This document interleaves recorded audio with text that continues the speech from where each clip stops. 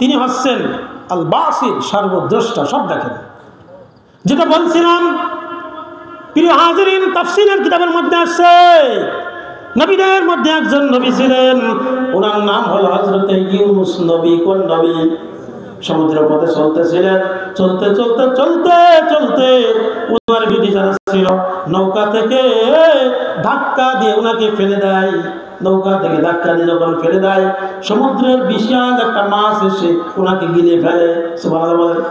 এগুলো আমার বাংলা গল্প নাকি কাহিনী নাকি বলেন? এগুলো সব কোরআন। আল্লাহ রাব্বুল আলামিন বলেন, এই মাছে যখন গিলে ফেললাম, ইউনূস নবী হতাশ হন নাই। হতাশ হয়েছেন নাকি? জানলা আমার তাড়াতাড়ি বাঁচা, মারা গেলাম না।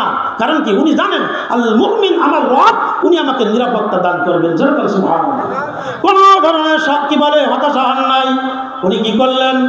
উনি ওখানে বসে বসে শুধু এটাই বললেন, সকলে আমরা জানি, সবাই পড়ুন, লা ইলাহা ইল্লা আনতা সুবহানাকা ইন্নী কুনতু মিনাজ জালিমিন। উনি বললেন, আল্লাহ লা ইলাহা ইল্লাল্লাহ, তুমি ছাড়া আর কোনো ইলাহ নাই। ইন্নী, নিশ্চয় আমি। কে বললেন? ইউনূস নবী। কোন নবী? উনি বললেন আমি। ইন্নী, কি বলে? লা ইলাহা ইল্লা আনতা সুবহানাকা, তুমি পবিত্র। ইন্নী কুনতু মিনাজ জালিমিন, নিশ্চয় আমি তো জালিমদের অন্তর্ভুক্ত হয়ে গেছি। সুবহানাল্লাহ। উনি কিন্তু বলেন না যে আল্লাহ আমাকে বাঁচাও, আমাকে এই মুহূর্তে বাঁচাও, আমার আর সহ্য হচ্ছে না। সবর করেছেন। কি করেছেন? সবর করেছেন। আর ওইটা বলছেন, মনে করেন ঈদের দিন ঈদের গেটে দাঁড়িয়ে একজন ভিক্ষুক বলতেছেন যে ভাই, আপনাদের হাত পা সব আছে, চোখেও দেখতেছেন সুন্দর পৃথিবী, নিজের মা বাবাকে দেখেন, সব কামাই করেন। আমি কিন্তু এমন একটা মানুষ, আমি তো পঙ্গু, আমি তো এরকম হাত পা কিছুই নাই, জন্মান্ধ, চোখেও দেখতে পাই না। ভাইরা, সে কিন্তু বলে নাই যে আমাকে 10টা টাকা দেন, বলে নাই। আপনার দয়া সৃষ্টি হবে, অটোমেটিক পকেট থেকে টাকা বের করে দিচ্ছেন। ইউনূস নবী শুধু নয়, সকল নবীর খাসলাত এটা ছিল, গুণ এটাই ছিল।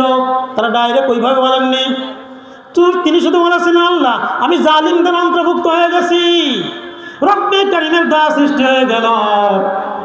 উনি এবার মাছের ভিতরে অশান্তি সৃষ্টি করে দিলেন। মাছটা যখন ইউনূস নবীকে গিলে ফেললো, মাছের এমন অবস্থা হলো যে বমি করতে পারলে ভালো হয়। সুবহানাল্লাহ বলেন। আল্লাহর কুদরত, সমুদ্রের পাড়ে রব্বুল আলামিন কুদরতি ভাবে একটা লাউ গাছ লাগিয়ে দিলেন। কি গাছ বলেন?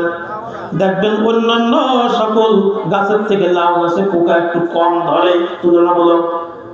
উনি লাউ গাছ লাগালেন, পাতা ঢুকায় ভরে গেল, মাছটা অস্থির হয়ে গেছে।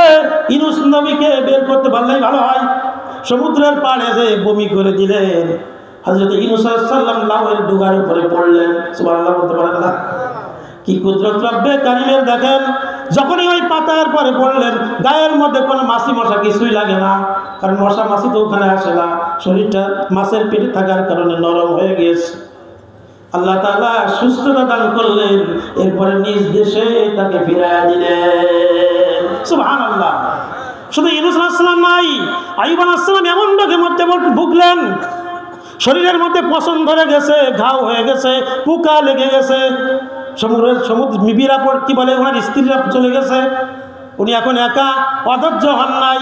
অধৈর্য হয়েছেন? অধৈর্য হন নাই। অধৈর্য না হয়ে উনি বলতেছেন, রব্বুল আলামিন তুমি তো রহমান, আমি তো এই রোগাগ্রস্ত অবস্থায় আছি, এতে আমার কোনো অভিযোগ নাই। সুবহানাল্লাহ বলতে পারেন?